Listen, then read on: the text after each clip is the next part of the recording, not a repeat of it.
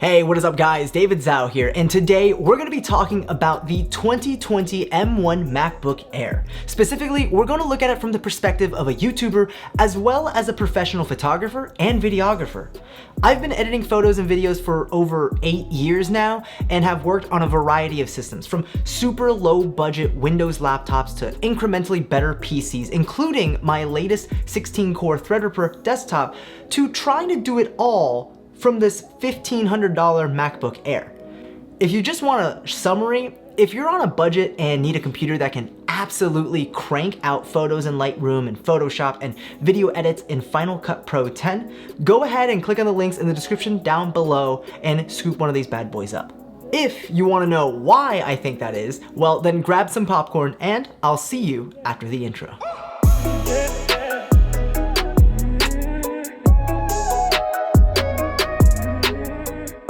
Let's start with what the M1 chip is. Historically, most Apple computers utilized Intel CPUs. Because of that, their performance was like any other computer, limited to the latest Intel lineup, combined with thermal performance of the build quality and what integrated graphics chips was installed.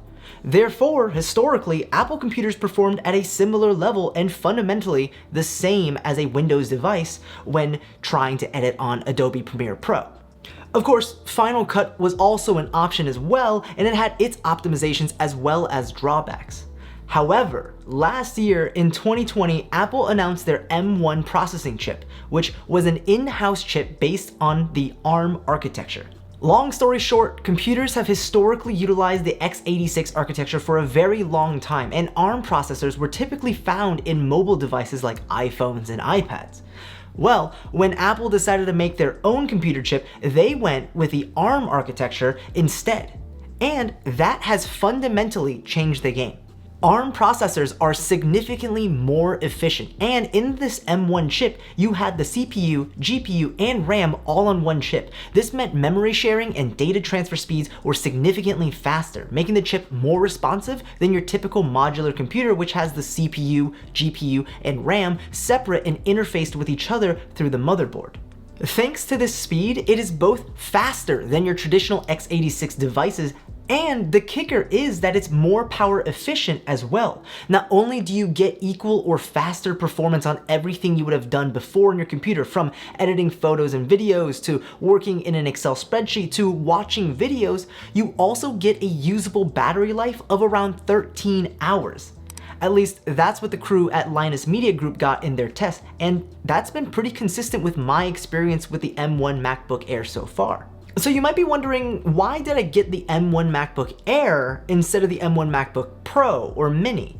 Fun fact, the M1 chip on the MacBook Air, Pro, and the Mini is the exact same chip. Well, except you can get a 7-core GPU version instead of the 8-core GPU version on the M1 MacBook Air for a cheaper price, but the 8-core CPU and 8-core GPU chip, the standard one, is the exact same for all three models. The difference is simply form factor and cooling. So if you wanted a desktop setup, get the Mini.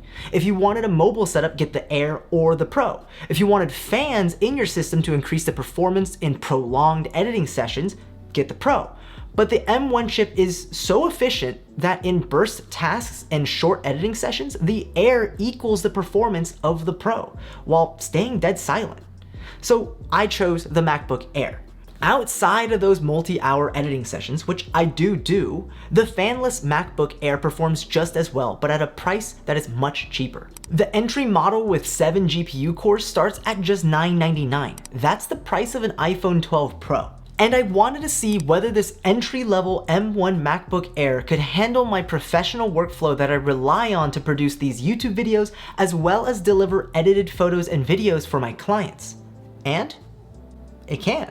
So let's start with, how well does it work for photo editing? Well, Lightroom CC has worked flawlessly for me. Adobe has already released the ARM-based version of the program, so it can run natively on the M1 computers, and from what I can tell, I can basically edit at nearly the same speed as I did on my desktop. The only drawback is that at times when I'm editing a few hundred photos quickly, I can tell that the 16 gigs of RAM hits its limits when compared to the 64 gigs of RAM that I have on my desktop. But to somebody who's just getting into photography or upgrading from a budget system, this MacBook Air absolutely crushes it in terms of both being able to apply a bunch of heavy adjustments like gradient filters and in export times. And while Photoshop is still running as an x86 program being translated to run on the ARM laptop through Apple's Rosetta 2 software, you wouldn't know the difference considering I'm able to edit photos in Photoshop just as easily and as seamlessly as I did on my desktop. All the tools work as you'd expect,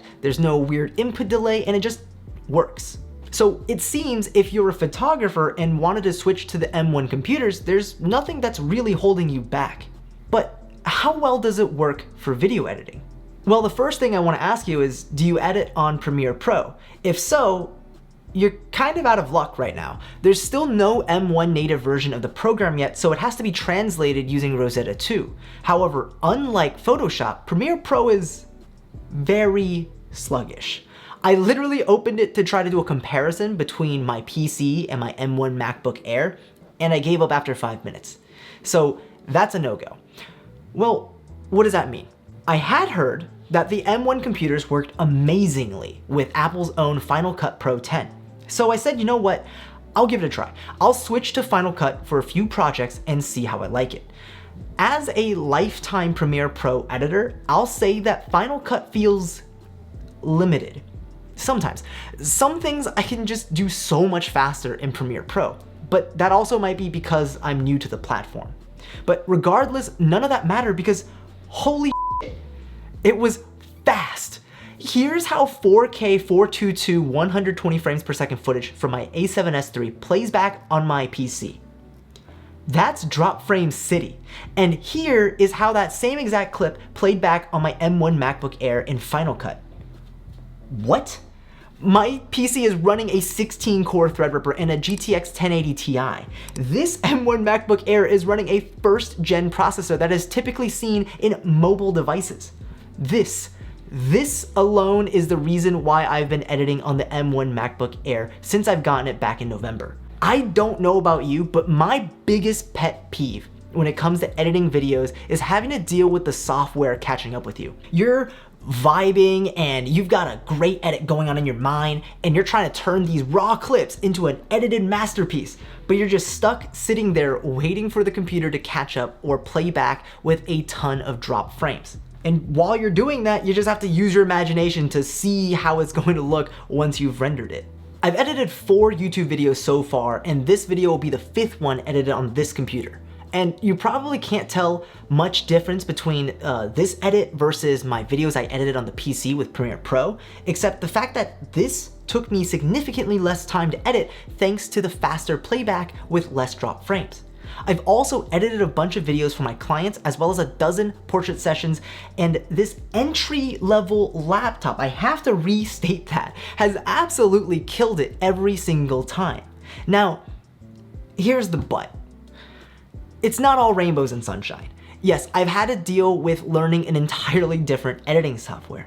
Yes, I've had to deal with weird bugs and crashes that are entirely unexplained due to the new ARM architecture. Yes, this laptop's integrated graphics chip is nowhere near the scale of performance that a dedicated graphics card like the RTX series can give you. I have complaints that once I start piling on effects like transitions, color correction, grading LUTs, HSL adjustments, and digital stabilization, that playback becomes almost as unbearable as it was on my desktop. But here's my conclusion. Even with all of those negative points, it still outperforms my expectations of what I need my editing computer to do. So yeah, I recommend the M1 MacBook Air to those starting out as well as those with mid-tier systems looking for an upgrade. I genuinely believe that this is a superior hardware architecture, and here's the crazy part. This is the first generation of Apple's ARM processors in the most budget-friendly laptop offering from Apple.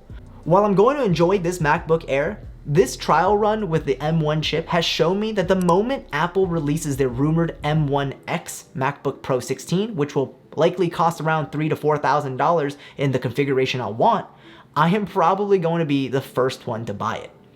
It's rumored to have 12 CPU cores and potentially an upgraded GPU, as well as a 32 gig RAM configuration. That gets me excited. Again, if you're interested in checking out the M1 series of computers from Apple, whether it's the Air, Pro, or Mini, check out the links in the description down below. If you enjoyed this video, don't forget to leave a like, subscribe, and get notified of when more videos are released. Let me know in the comments section down below. Do you edit in Premiere Pro, Final Cut Pro 10, or maybe you edit in DaVinci Resolve? Let me know which and why.